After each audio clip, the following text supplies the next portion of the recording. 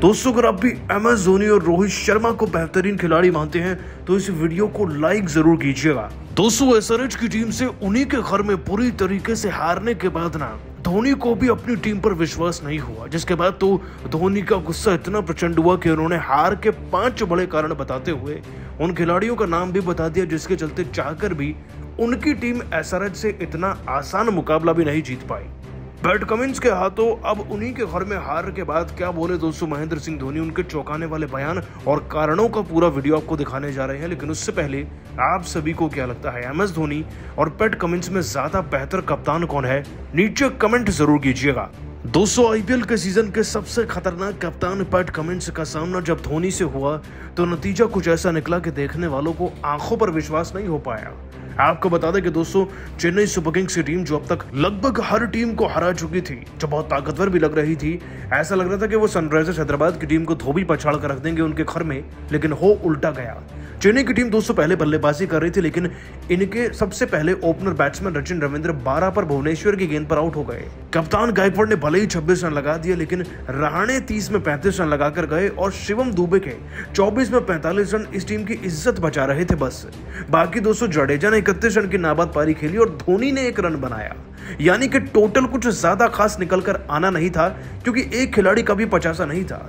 165 run बने और 166 run उस टीम को चेस करने थे दोस्तों जिसने 277 रन बनाए हैं अपने ही घर में। तो भला ये मुश्किल तो था नहीं। अब भले ही धोनी कितना गणित लगा ले, लेकिन मुश्किलें तो आने ही वाली थी दोस्तों। अब इस लक्ष्य को डिफेंड करने के लिए चेन्नई की टीम को जिसके बाद जैसा सोचा बिल्कुल वैसा ही हो गया। दोस्तों ट्रेविस हेड तो 24 गेंदों में 3 चौके 1 छक्का लगाकर 31 रन ठोक कर ही गए, लेकिन अभिषेक शर्मा तो अकेले मैच खत्म कर गए। 12 गेंदों में 37 रन लगाकर गया ये धुआंधार खिलाड़ी 300 के स्ट्राइक रेट से 4 छक्के लगाकर है। और दोस्तों एडम मार्करम वो भी 36 से 50 रन लगा गए।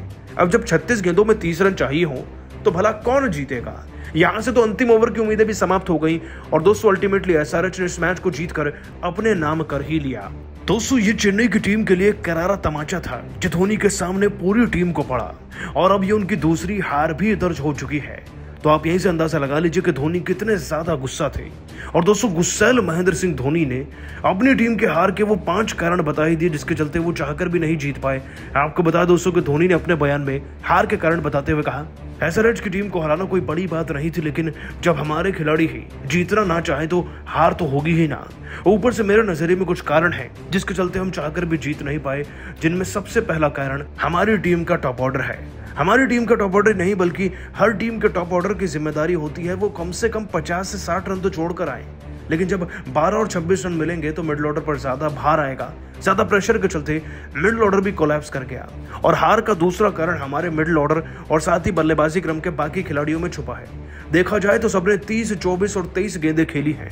इतनी गेंदों में दूसरी टीम के खिलाड़ी 12 गेंदों में 37 रन लगा गए इसी पिच पर, तो भला हम क्यों नहीं लगा सके। गेंदें खेलकर रन ना बनाना एक एक्सक्यूज से कम नहीं मेरे लिए। और हार का तीसरा बड़ा कारण हमारी गेंदबाजी में छुपा है।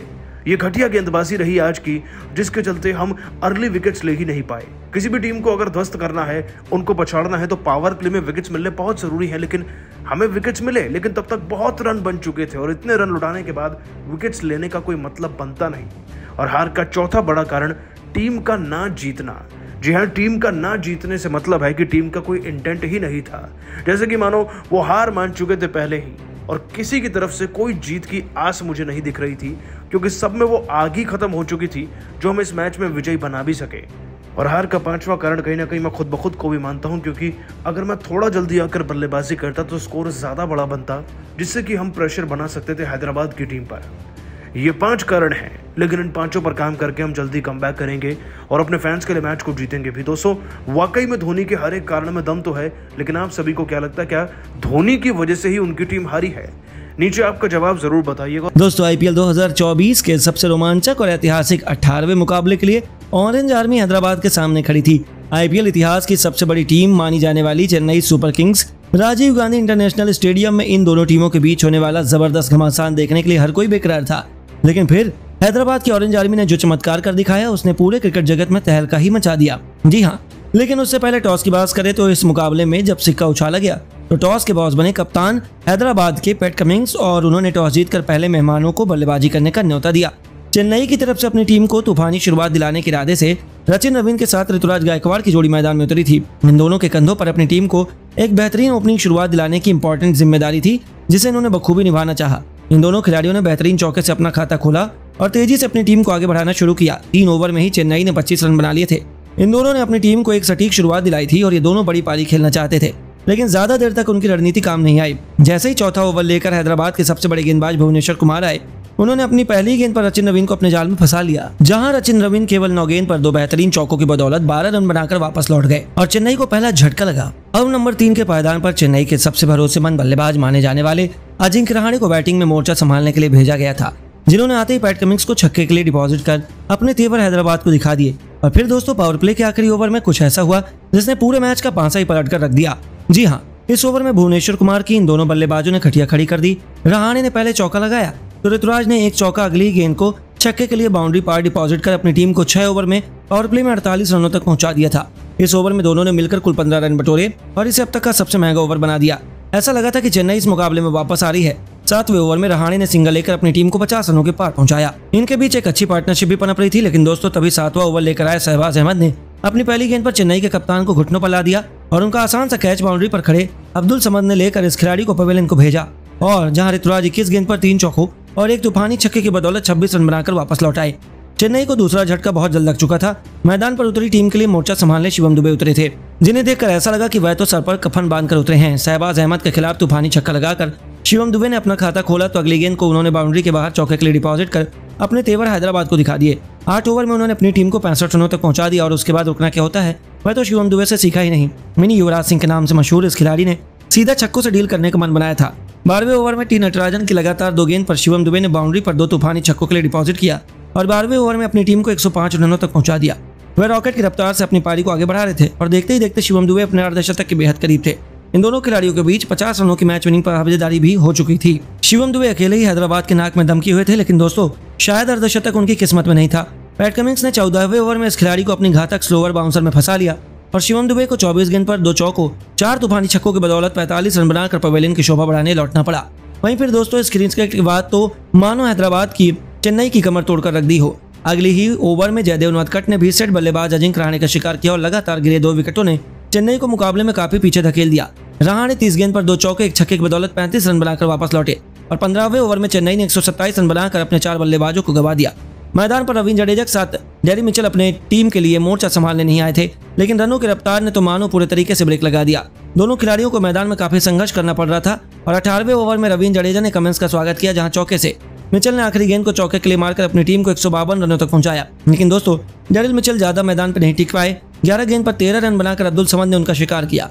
अंत में खुद महेंद्र सिंह धोनी को मैदान में आना पड़ा, लेकिन वह भी कुछ खास नहीं कर पाए।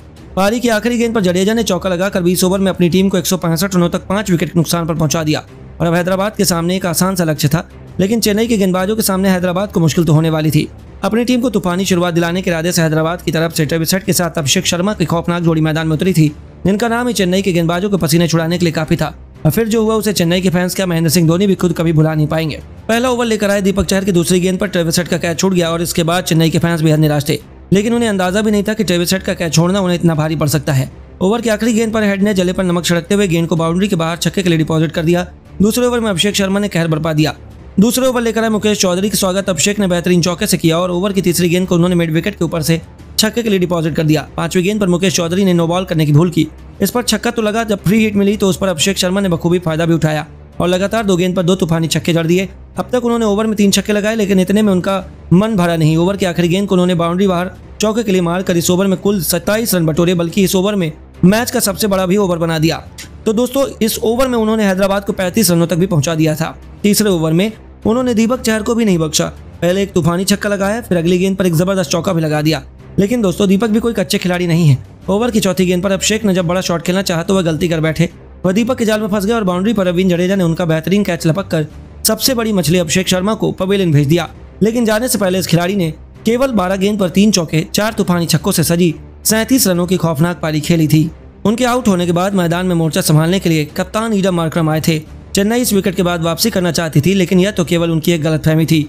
मार्करम ने आते ही चौथे ओवर में एक के बाद एक 2 जबरदस्त चौके लगाए। 4 ओवर में अपनी टीम को रॉकेट की रफ्तार से 57 रनों तक पहुंचा दिया और 5वें ओवर में भी हेड ने एक खतरनाक चौका लगाया। यहाँ तक कि पावर लेकर आखिरी ओवर में तुषार देशपांडे की धज्जियां उड़ाते हुए दोनों ने मिलकर एक के